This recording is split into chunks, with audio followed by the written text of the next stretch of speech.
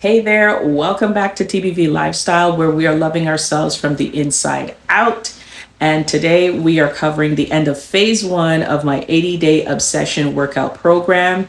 I'm really excited to share some of the highlights that I've, seen over the last 4 weeks, some of the adjustments that I had to make, and obviously some of the challenges that I've encountered.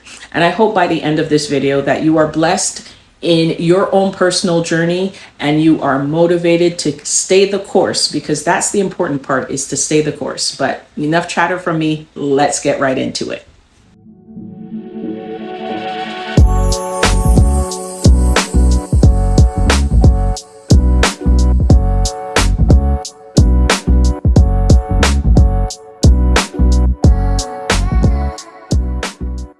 All right, y'all. So I just want to hit the ground running because I have quite a bit to say, but I just want to condense it a little bit. So I just want to hit some key points as we're going along, the difference between week one and week four. At the present time, we are day 24 of 26. I'm filming this early because I have to jump right into phase two, but you will be seeing this at the end of phase one. So let's start with three categories here, which are pros, adjustments, and challenges. So I want to highlight some of the great things that have happened, some of the things that I had to kind of tweak a little bit, and some of the things that I was just having a little bit more of a rough time with. So starting with pros, increase in strength. When I first started off in week one, I was using 6, 8s, and 10s as my light, medium, heavy. Right now, I'm using 12, 15s, and 20. So I'm kind of scared a little bit because I'm like, do I have to go back out and get more weights? Because I'm giving myself a time limit in using certain weights for certain exercises. There are definitely going to be moments where I'll probably feel a little burnt out and I'll go lighter. But right now, my heaviest is 20. And I really feel like I need 25s and 30s because by the time I get to the end of this program, I'm probably going to be using those. So an increase in strength has really, really surprised me in how quickly I've increased in strength. There's also the ease into the routine. I thought I would have a little bit of trouble, waking up and sticking to the schedule. And at the same time, I do love having some type of structure in my life. So having everything kind of timed out and even setting alarms so that I adhere to everything really was the positive point for me at this stage in the game.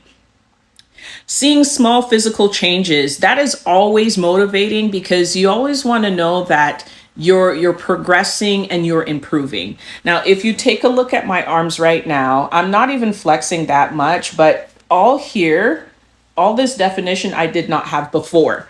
So it was just kind of flab and flabby arms. But now you can even see just in my shoulders and even around here, it's a little bit more defined. I don't have a wide shot to show, but even in just me bending my arms, you can tell, like you could see my biceps a little bit more. That is always great to see because you want to know that what you're doing is working. And then my overall excitement, which is really great in a workout program, especially one that is this long. You want to stay motivated. You always want to be excited every day to work out. And some mornings I just can't wait to get out of bed because I know one of the first things that I'm going to do is work out. So that's a real positive experience for me. Considering that I've been working out on and off for about 7 years, a lot of it's been off. But mind you, the excitement level is still there at day 24 as it was at day one. And I pray that it continues to be at that level, if not more, by the time I hit day 80. So that's some of the positive things that have been happening as far as this program is concerned. So when it comes to adjustments, there's one thing that feels like a no-brainer, but for some reason it didn't register the same way for me, and that is stretching.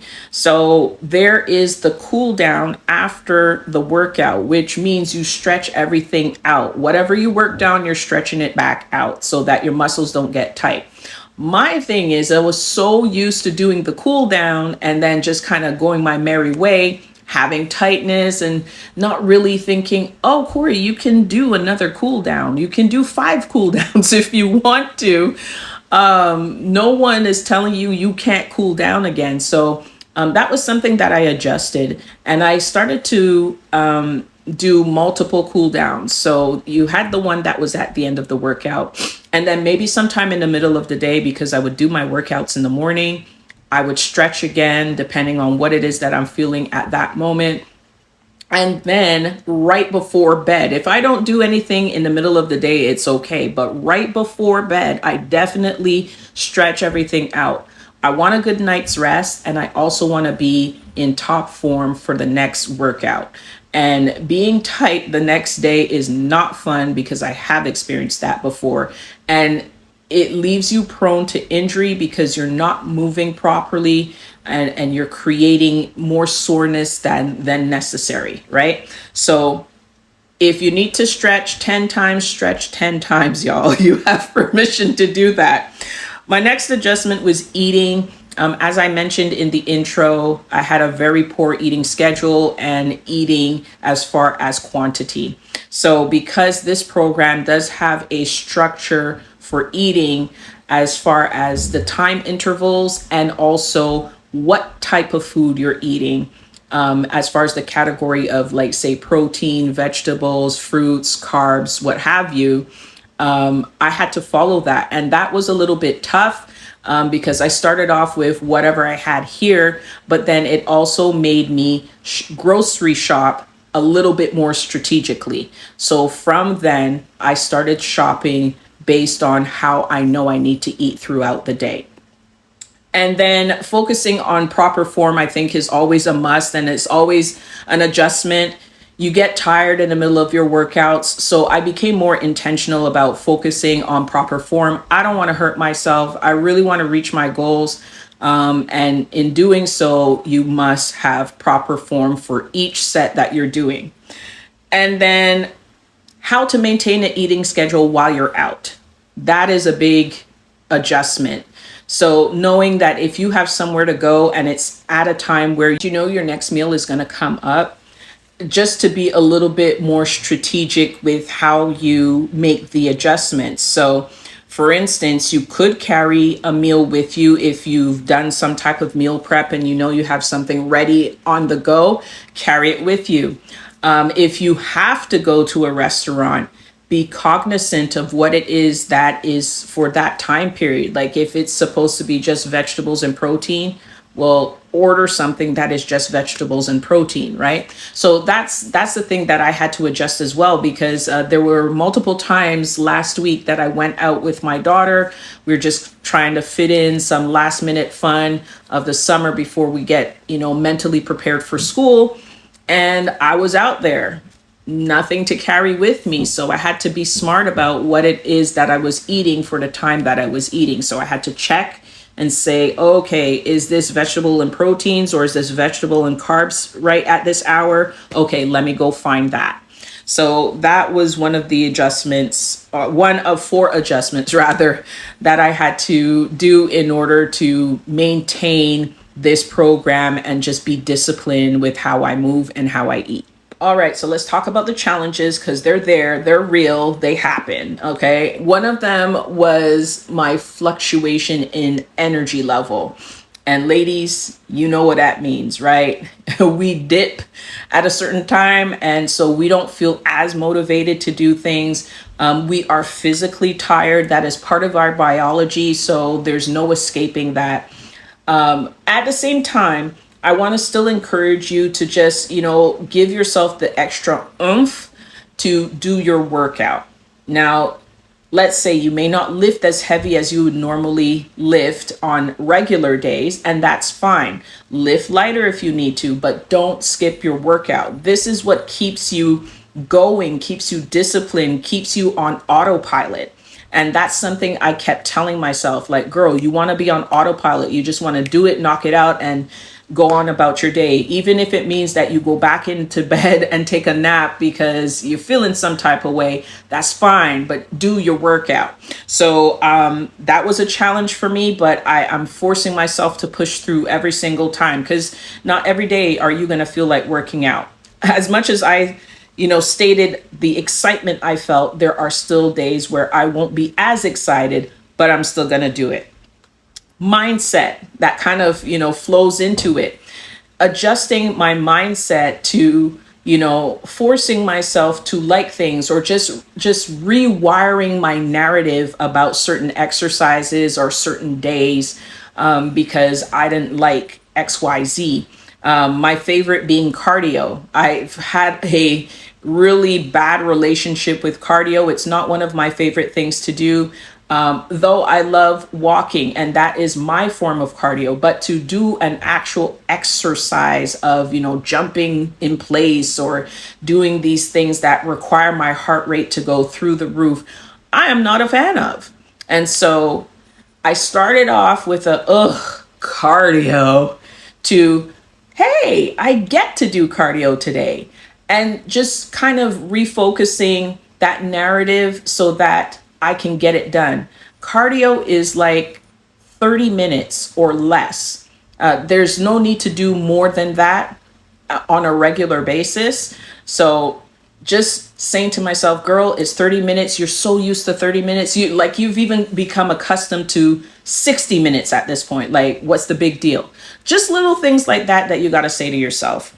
And then also staying disciplined with my eating plan. Like, listen, there were just some days where I'm like, can't do it. Not because I couldn't, but just because where I was at that moment in time. And a lot of that happened when I was outdoors. So this is just a simple adjustment that I had to make. And, it was a reminder to me, like, Corey, you cannot allow yourself to slip up like this too often.